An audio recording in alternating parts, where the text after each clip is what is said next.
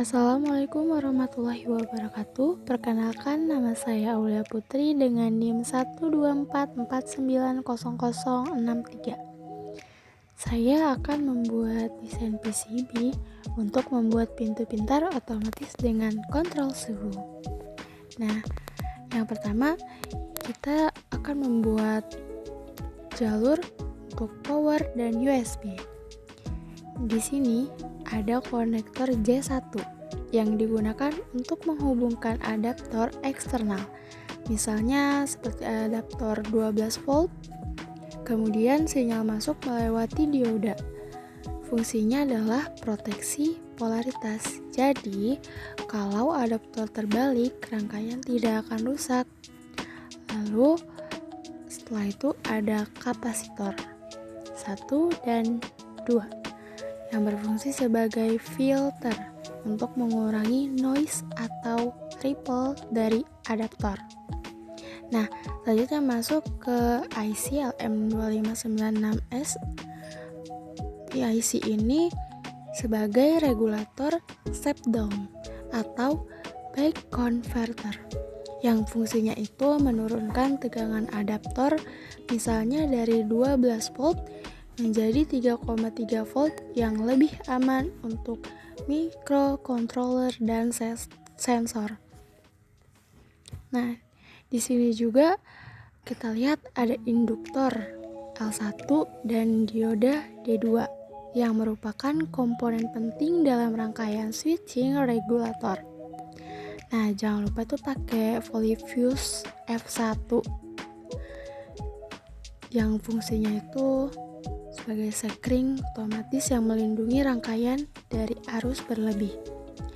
Menariknya, di sini itu ada 2 buah regulator LM2596 di skematik ini.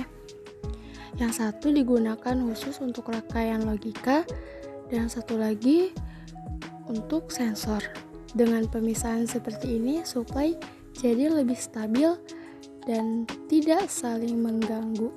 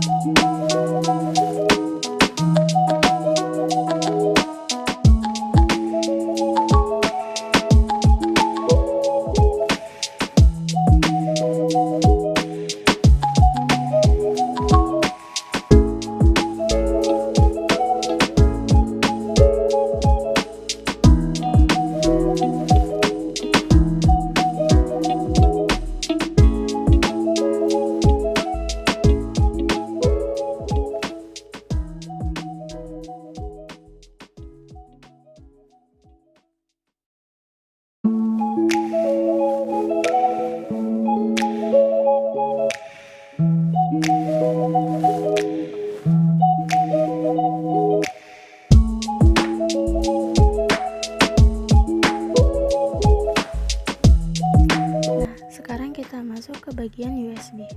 Di sini tuh ada konektor USB B C3 yang biasa dipakai untuk menghubungkan rangkaian ke komputer.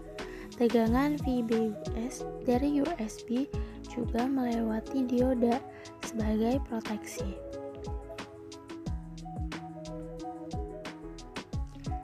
Nah, komponen utama di bagian ini tuh IC CH340C. IC CH340C itu USB to serial converter yang tugasnya itu mengubah sinyal USB dari komputer menjadi sinyal UART, TX, dan RX sehingga microcontroller bisa berkomunikasi. Dengan IC ini, kita bisa melakukan upload program ke microcontroller lewat serial monitor. Nah, selain itu, ada 2 transistor kecil.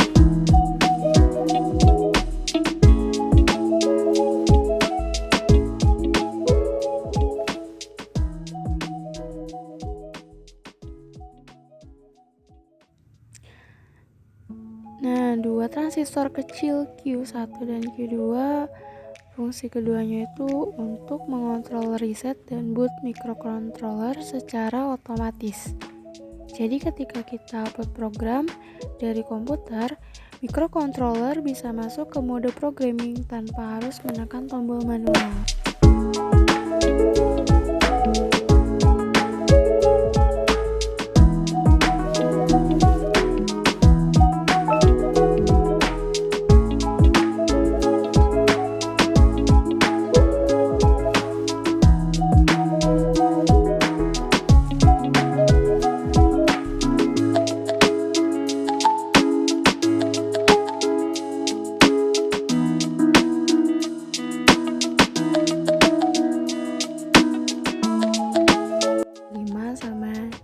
6. Biasanya satu digunakan sebagai indikator power dan satu lagi sebagai indikator aktivitas data, misalnya RX atau TX.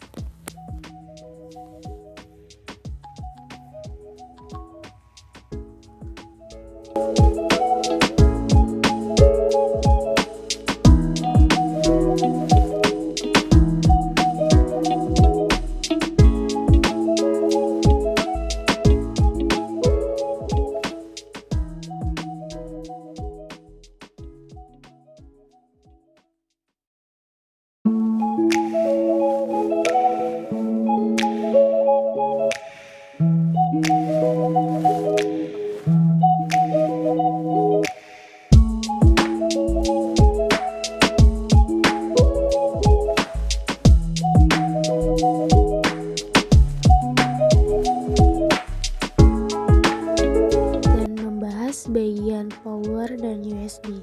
Sekarang kita akan fokus ke ESP32S3 yang merupakan otak utama dari sistem pintu otomatis dengan sensor jarak. Yang pertama itu modul ESP32S3. Di tengah rangkaian kita melihat modul ESP32S3 Room. Modul ini adalah microcontroller canggih yang sudah mendukung Wi-Fi dan Bluetooth. Tegangan kerja utamanya yaitu 3,3 volt yang sudah kita siapkan dari rangkaian power supply. Pin N atau enable harus diberi logika high agar ESP32 aktif. Biasanya ditarik ke 33 volt melalui resistor. Lalu ada beberapa kapasitor seperti C6, C7, dan C9 yang berfungsi sebagai filter untuk menstabilkan suplai 3,3 volt. Kenapa ini ya penting? Ya karena saat ESP32 menggunakan Wi-Fi, arus yang ditarik bisa berubah-ubah dengan cepat. Tanpa kapasitor, tegangan bisa drop dan menyebabkan sistem restart sendiri. Nah, setelah itu ada LED indikator WS2812B. Di bagian bawah itu kita menemukan LED pintar, yaitu WS2812B. LED ini hanya butuh satu pin data untuk dikendalikan. Dengan LED ini kita bisa menampilkan indikator satu sistem dengan warna yang berbeda, misalnya hijau untuk normal, merah untuk error, dan biru untuk koneksi Wi-Fi. Nah, tombol boot digunakan untuk masuk ke mode programming dan tombol reset untuk merestart ESP32 kapan saja.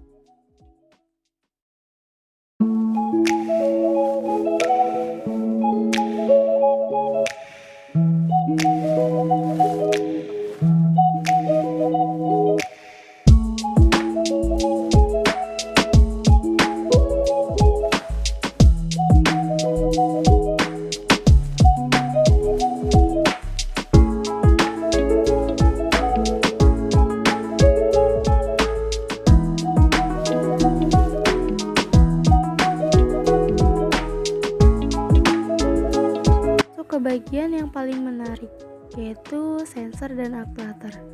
Disinilah sistem pintu otomatis benar-benar bisa merasakan lingkungan dan melakukan aksinya.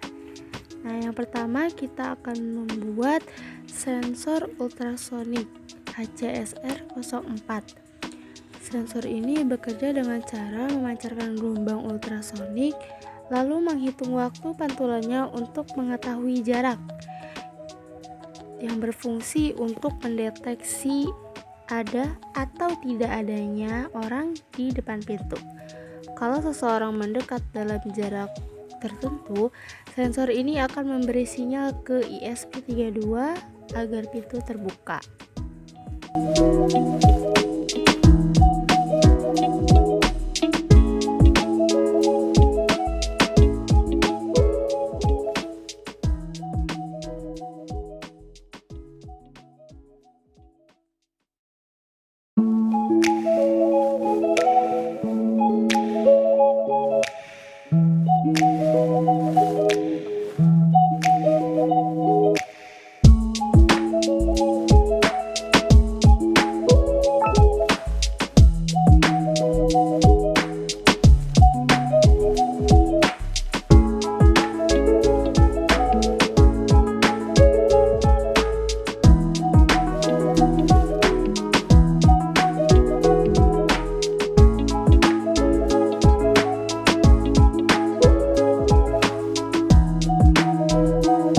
Yang kedua ada sensor suhu dan kelembapan, yaitu DHT22.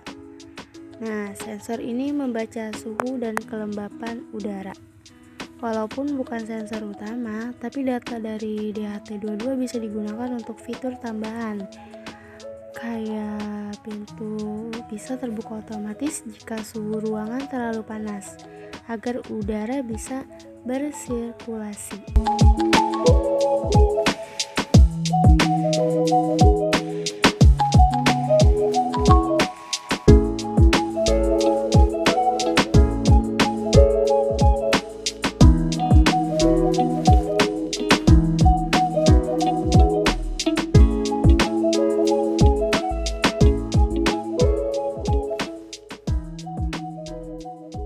Nah, yang ketiga ada TUF sensor. Sensor ini menggunakan cahaya inframerah untuk mengukur jarak dengan lebih akurat, terutama pada jarak dekat. Dengan adanya TUF sensor, sistem bisa bekerja lebih presisi dan hasil pengukuran bisa dibandingkan dengan sensor ultrasonik untuk meningkatkan keandalan.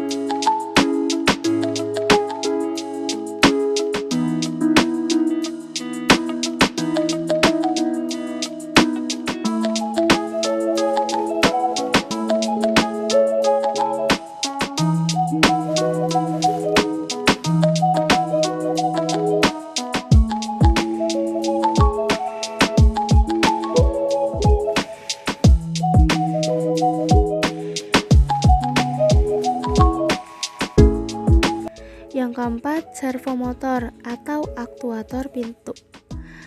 Servomotor berfungsi sebagai penggerak pintu otomatis. ISP32 itu mengirimkan sinyal PWM untuk mengatur posisi servo sehingga pintu bisa terbuka atau menutup sesuai perintah. Bisa dibilang servo itu tangan mekanis dari sistem ini.